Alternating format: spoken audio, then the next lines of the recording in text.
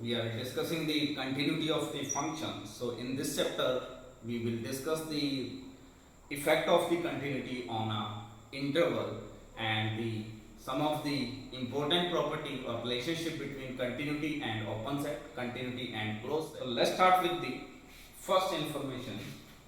What is the effect of a continuous function whenever it is defined on compact set? So let A is subset of R and A is compact set, and assuming that f is a function which is defined from A to R and f is continuous function.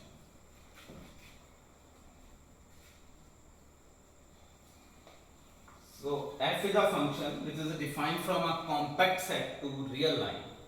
Then what are information or what is the implication? So first information is the range of this function is a bounded set. So that is image of a compact set under continuous function must be a bounded. So let's prove this one. So if we will assume that f of A is a unbounded above, or we can also assume that it is unbounded below. So then by sequential definition there must exist a sequence, say f of an, define on f of A, such that this sequence f of an is a diverge to plus infinity. The sequential definition of unbounded set. A set is unbounded above if there is a sequence which diverges to infinity and terms of the sequence is the given from given set.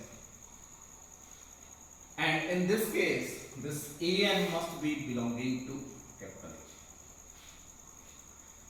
A. Now, A is compact, or in real line, a set is compact, that is closed and bounded. So this implies the sequence an is bounded.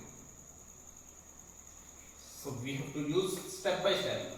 So first we have assumed that the set is unbounded above.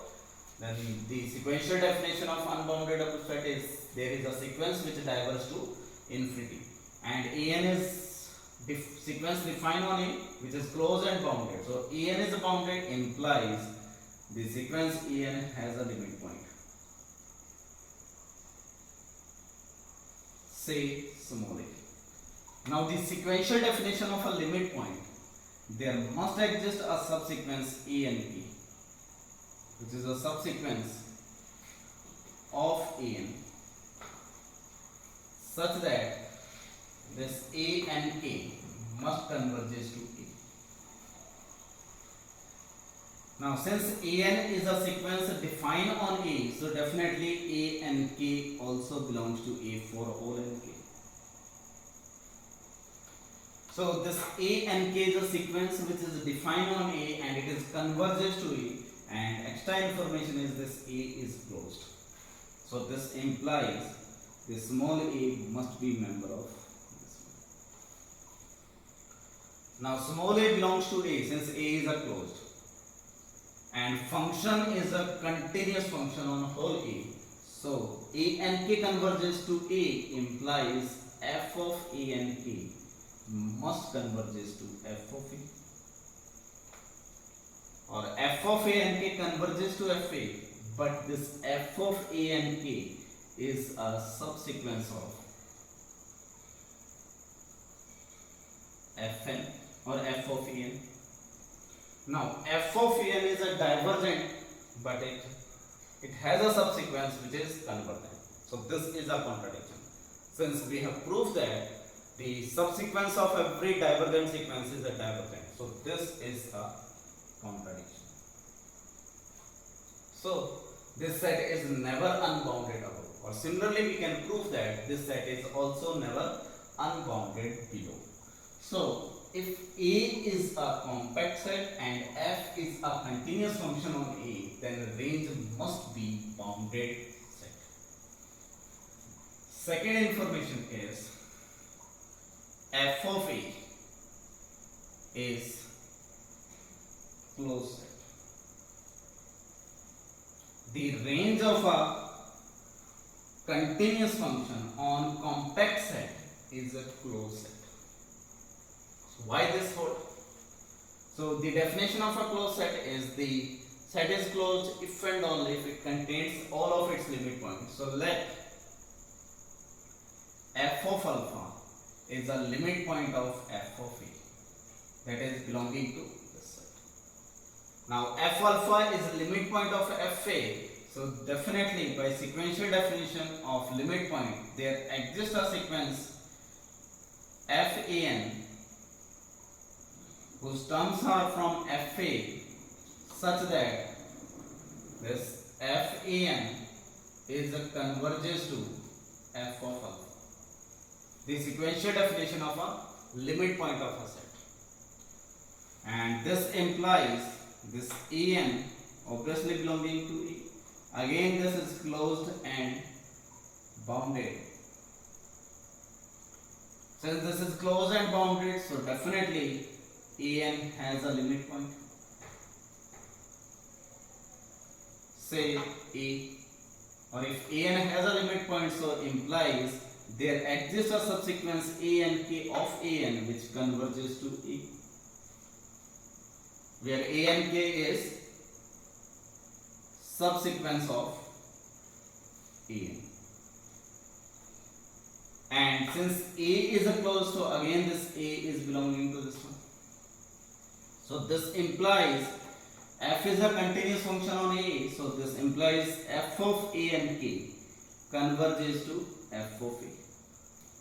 Now this a and k is a subsequence of a n, so this implies f of a and k subsequence of f of a n. Now this f of a n converges to f alpha and f a and k converges to f a, and we have information that if a sequence is convergent then every subsequence is also convergent and converges to same limit. So this implies f of a must be equal to f of alpha. Now f of a equal to f alpha and a belonging to this, so this is definitely belonging to f of a. That is, every limit point of this set is a member of this set, hence this set must be a closed set.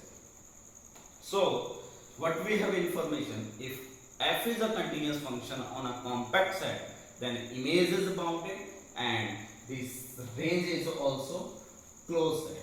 Or based on these two information, this f a is a subset of R and the subset of R is compact if and only if it is closed and bounded. So this implies f of a is compact set. And also from first information, since it is bounded, so this implies the supremum of f, which is say capital M, and infimum of f, say small m, both exist. Since function is bounded, so supremum and infimum exist. And in the point set topology we have discussed that the supremum of infimum of every set is either member of the set, or if it is not a member then they must be limit point. So now in this case the capital M and small m are supremum and infimum of the set and your range is the closed set. Now range is closed and bounded, so since either supremum of this set is a member of range, or if it is not a member of range then it must be limit point of the range, or if a supremum is limit point or range is closed, so definitely again belongs to range set. So just recall the properties of a supremum and infimum. Just I am repeating, if capital M is supremum of some set B, then this implies either capital M belonging to B or capital M belongs to B dash. Now if this B is closed, so definitely every limit point is contained in B, so definitely capital M always belonging to B. So I am using this information. So based on this information, we can always say that the supremum of f, which is capital M, always belonging to f of a, and infimum of f, which is say small m, also belonging to f a. That is, every function or every continuous function defined on a compact set attains its supremum and infimum value. So what is meaning of attaining the supremum infimum value? So there must exist some alpha and beta belongs to A with f at alpha is equal to infimum value and f at beta is equal to supremum value. So every continuous function on compact set attains its supremum and infimum value. So basically these are the some information whenever your function is defined on a compact set. Just you have to use this information to solve the question. Next one is, if your function is defined on a closed interval of a finite length. So basically this is the particular case of this what we have already discussed that, but there are some other information. So if f is a function which is defined on closed interval ab to r and f is a continuous function. So what are the information about the continuous function if it is defined on the closed interval ab? So first information is, since domain is a compact, so we have already proved that f is bounded. Second, that is the range which is f of AB is the bounded. Second one, the range f of AB is closed set. Since image of a compact set under continuous function is a closed. And third one is the range of FAB must be compact. So this is compact set. So range of a closed interval under continuous function is compact set. And fourth information, f attains its supremum and infimum value. That is, if capital M is equal to supremum of f and small m is equal to infimum of f, then there must exist alpha and beta belongs to closed interval AB with f at alpha is say small m and f at beta is equal to capital M. So every continuous function which is defined on a closed interval attains its supremum or infimum, or attains its bounds that is supremum and infimum. So these are information with respect to a compact set. Now what are the extra information?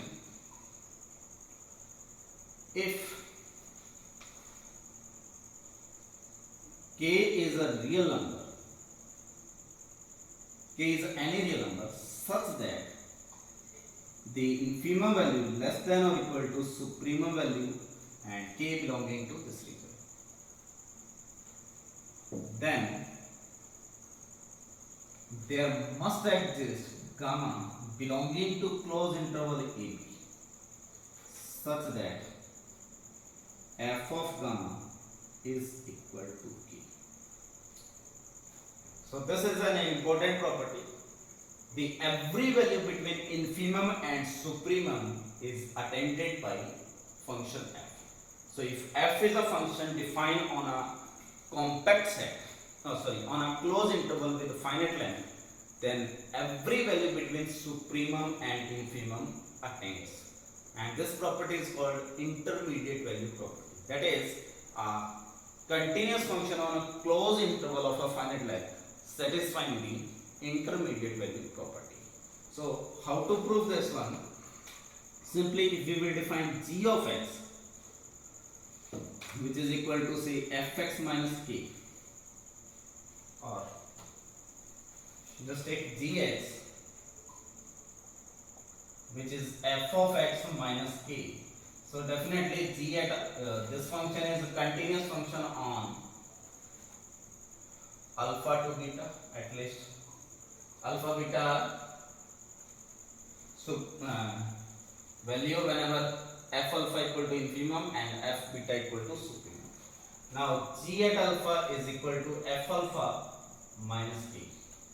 Now f alpha is a small m and small m minus k, so this quantity less than or equal to 0, and g of beta, which is f of beta minus k, which is greater than or equal to 0. So now g is a continuous function between alpha to beta, and g at alpha is some non-positive quantity and g at beta is some positive quantity, and g is a continuous function, so definitely it must intersect x-axis at least one point. So there must exist a gamma belonging to this alpha beta such that g at gamma should be equal to 0, or if g gamma is 0, so f of gamma equal to k. So that is, if f is a continuous function on a closed interval ab, then it attains every value between its infimum and supremum, or we can say that f, which is defined from closed interval ab to small m to capital M, is onto function.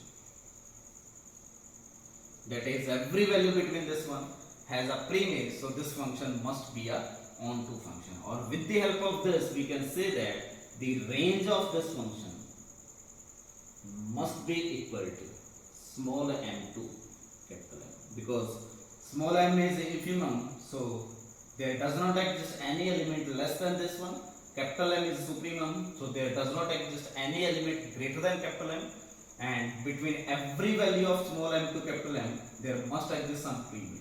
So based on this property we can say that if f is a continuous function on a closed interval ab, or the range of a closed interval ab under continuous function is either singleton set, whenever small m equal to capital M, so this set must be singleton set, or closed interval. So what we have statement, the image of a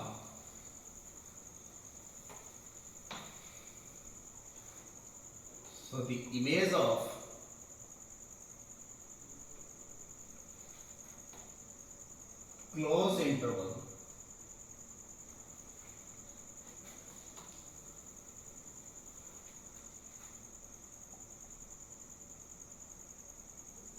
under continuous function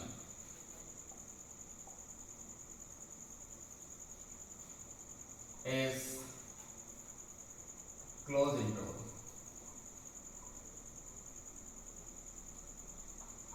So the singleton set we are taking the closed interval with the same endpoint, so we can directly say that the image of a closed interval under continuous function is always closed interval. Or some of the books we can write down the image of a continuous function, image of a closed interval under continuous function is either singleton set or a closed interval. So this one is a important information with respect to a closed interval.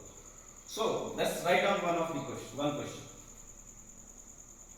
So let f is a function which is defined from real line to real line. So this is your homework. Assuming that f is continuous and A is any subset of R, then we have to pick the possible case. So then which of following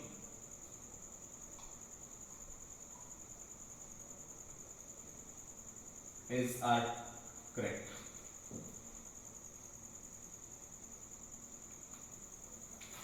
So first option, if A is bounded, implies f of A is bounded. So if f is a continuous function from real line to real line, then the image of a bounded set is always bounded. Second, if A is closed, implies f of a is closed. Third is, if A is open set, implies f of A open. So image of open set under continuous function is continuous. And fourth is, if A is compact, implies f of A is compact. So image of a compact set under continuous function is compact. Just you have to verify which of following is correct statement. So try by yourself. If you have any doubt, just share on WhatsApp group or Telegram. And next is some of the another information about the image of a interval under continuous function is always an interval.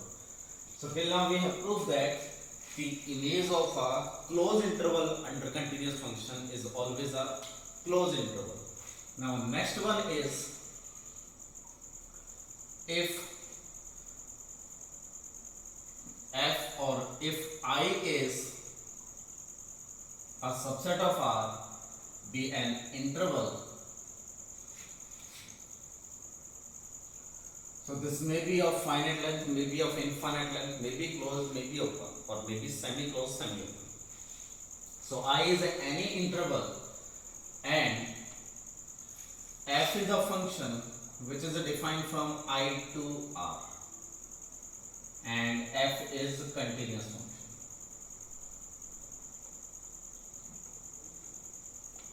So I is any interval and f is a continuous function from I to R, then this implies the range of I under f is also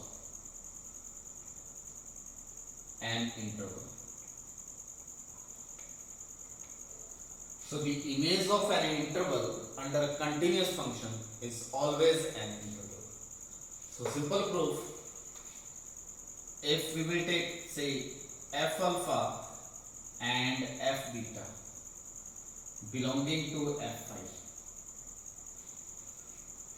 So whenever we have to prove a set or a set is interval, so if we will pick any 2 points from that set, then the line segment joining any these 2 points must be the member of the set.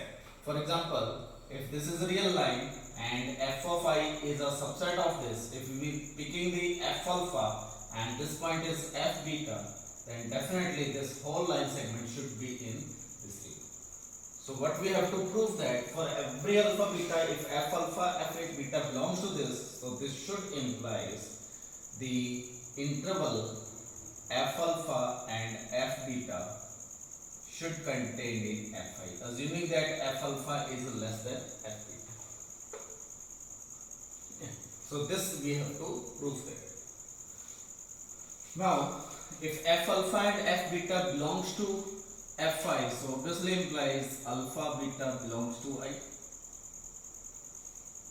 And if alpha beta belongs to I and I is an interval, so definitely the closed interval alpha beta must be contained in I.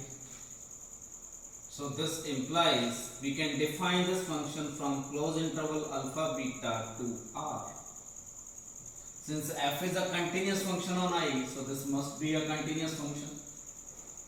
Now if f of alpha less than or equal to some k less than or equal to f beta, then a function which is defined on closed interval alpha beta to R, which always satisfying the identity. So definitely for any k which is lying between f alpha to f beta, there must exist gamma belongs to alpha beta such that f gamma is equal to k. Or if f gamma is equal to k, so definitely this is member of f of I, because gamma is also member of I, so f gamma must be belongs to f of I. So for every k between f alpha f beta is always member of fi, so that is the interval f alpha f beta is contained in f of I. and alpha and beta are arbitrary point for which f alpha f beta belongs to this one. So this implies f of I must be an interval. So the image of interval under a continuous function is always an interval. And in a real line, the definition of a connected set is a set is connected if and only if it is an interval or simply empty set or a singleton set. Empty set and singleton set are also considered as a interval. So we can say that. So from this we have written that the image of an interval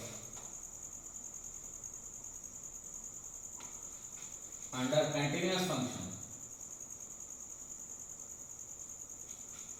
is an interval.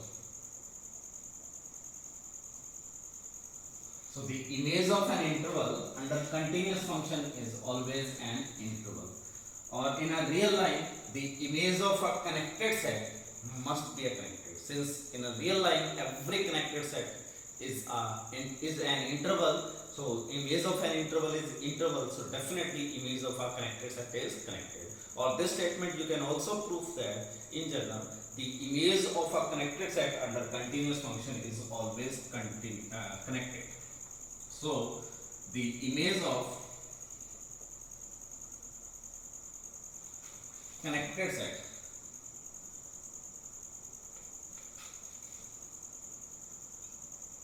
under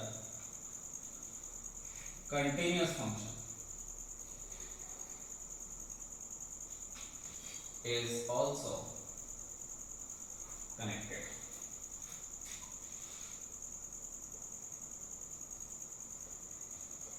So this one is the another information.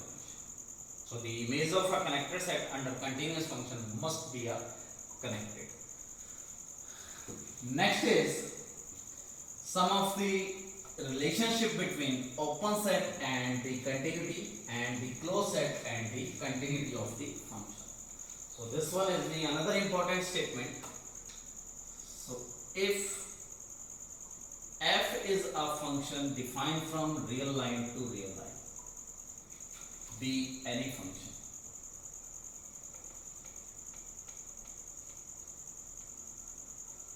then first information, f is a continuous on R. So we are assuming that f is a continuous function on R. Then for every a open subset of R. So if f is a continuous function on R and a is open subset of R, implies f inverse a, which is defined as a belongs to a such that a belongs to R such that f of a belongs to a. So the collection of inverse images. So this does not imply the inverse of a function like this. So this is the collection of inverse images with respect to a. Then this must be open in R. So basically the pre-image of open set under a continuous function is always an open. So the pre-image of open set under continuous function is always open. So just let me prove this one. So given that f is a continuous, or assuming that f alpha belonging to f inverse, so we have to prove that the set is open. And a set is open if and only if it contains every member of the set is an interior point. So basically we are taking f alpha belongs to this set, and we have to prove that f alpha must be an interior point of this set. So if f alpha belongs to this, so implies alpha belongs to A by definition of this. F alpha belonging to this, so alpha definitely belonging to A.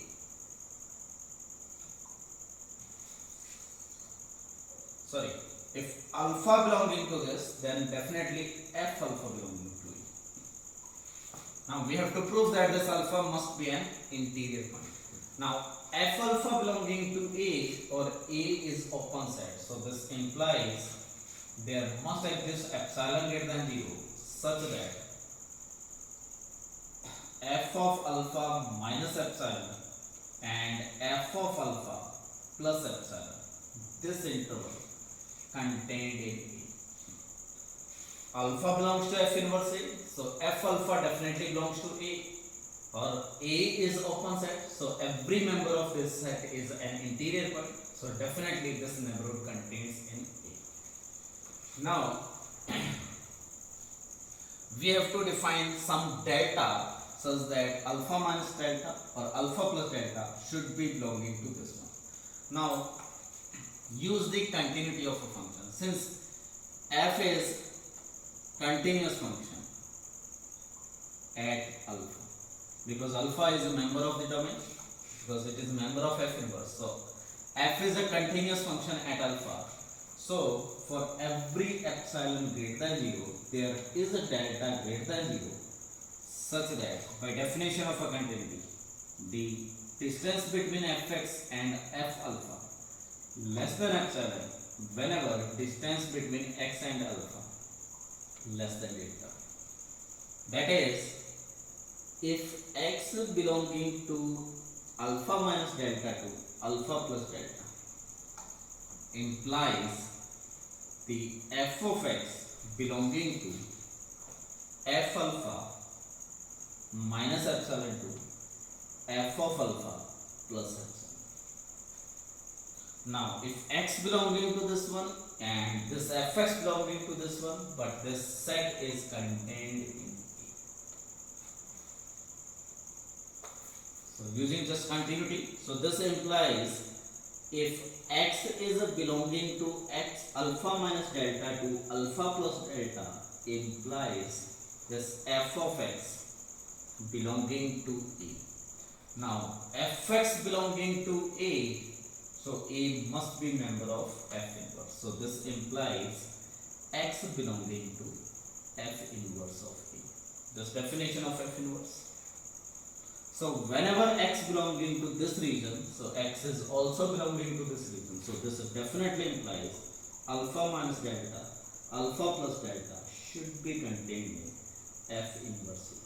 So that is, there exists a neighborhood of alpha which contained in this region. That is, alpha must be an interior point.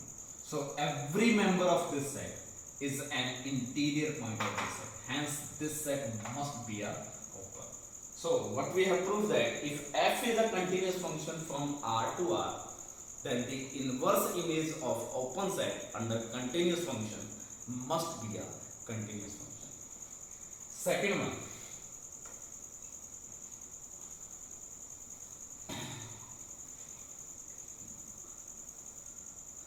Second is, if for every A open subset of R, for every A which is open subset of R implies f inverse A is open. If for every A which is open in R, f inverse A is open in R, then f is continuous function on R. So if inverse image of every open set under a function is open, then that function must be a continuous function. So basically, for a function to be continuous, the inverse image of a open set must be open. For every inverse image of every open set under continuous function must be open, and if this property true, then f must be continuous. So basically, this statement is if and only. So how to prove? We have to prove that this given function is a continuous function. So let alpha is any real number, arbitrary real number. If we will prove that f is continuous at alpha, so definitely f must be continuous on whole real value. because alpha is an arbitrary number. Now, if alpha is arbitrary number, then for every epsilon greater than 0, we can define f of alpha minus epsilon to f of alpha plus epsilon. Say this set is A set. Definitely this is open because an open interval. So for every epsilon, this set is a open set. So this implies F inverse A is open. This implies, since pre-image of open set under this function is always open. So this implies F inverse is always open. Now in this case, F alpha belonging to F of alpha minus epsilon to F of alpha plus epsilon, which is equal to A. So this implies alpha also belonging to F inverse A. By definition of F inverse, F alpha belongs to A, so alpha must be belonging to F inverse A. F inverse A is open, so definitely alpha is an interior point, so there must exist delta greater than 0 such that alpha minus delta, alpha plus delta is contained in F inverse A. So now what we have discussed, for any epsilon greater than 0, we can define this A which is open, and if this A is open, since if A open, then F inverse A is open. So this implies that F inverse A is open. Now F inverse A is open and F alpha belongs to this A, implies alpha belongs to F inverse A, and this set is open, so alpha must be an interior point. So this is the definition of interior point. Now from this we have proved that for every epsilon greater than 0, there is a delta greater than 0 such that if x belonging to alpha minus delta to alpha plus delta, which is equal to, which is contained in F inverse A. So if x is containing in this one, so this obviously implies F of x belonging to A. Now F of x belonging to A, that is F of x belonging to F of alpha minus epsilon to F of alpha plus epsilon. So for every epsilon greater than 0, there exists delta greater than 0 such that whenever x belongs to this delta neighborhood of alpha, fx belongs to epsilon neighborhood of f alpha. That is, f is a continuous function at alpha. And alpha is any arbitrary real number, so definitely f is a continuous function on whole real line. So what we have proved that a function from real line to real line, or we can extend this theorem, if x and y are any two subsets of R. So you can prove general case x and y any two subset of R such that f is a function from x to y, be a function. Then information is f is continuous on x if and only for all A open subset of y.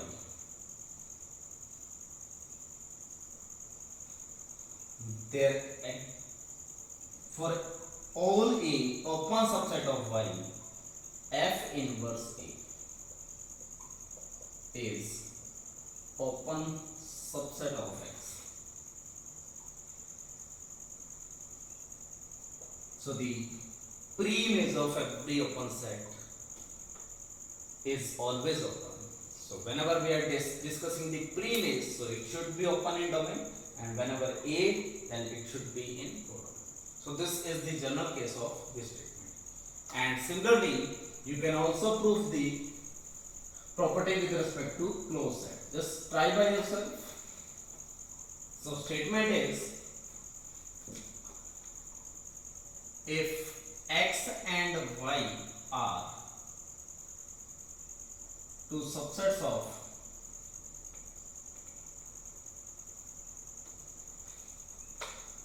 R, and F is a function which is defined from say X to Y, be a function. So X and Y are any two subset of real line, and F is a function which is defined from X to Y. Then what is the information or what is the theorem? F is continuous on X if and only for every closed subset A of Y implies F inverse A is closed in X.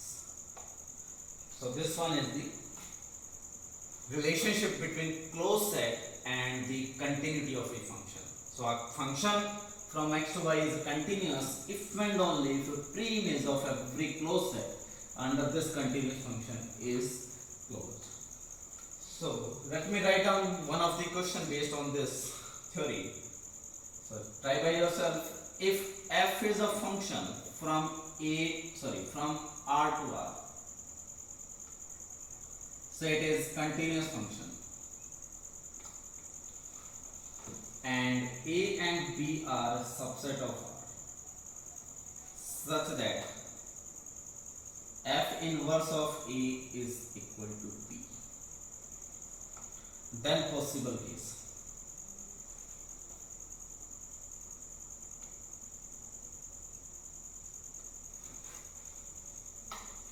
First is A is close 0 to infinity and B is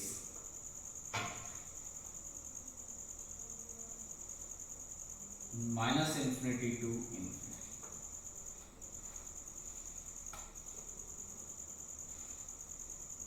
Second is A is open 0 to infinity and B is whole real line. Third is A is close 0 1 and B is open 0 close 1, and D is A open 0 1 and B is close 0 1. So just use this two theorem. The inverse image of a open set under continuous function is always open, and the inverse image of a closed set under continuous function is always closed.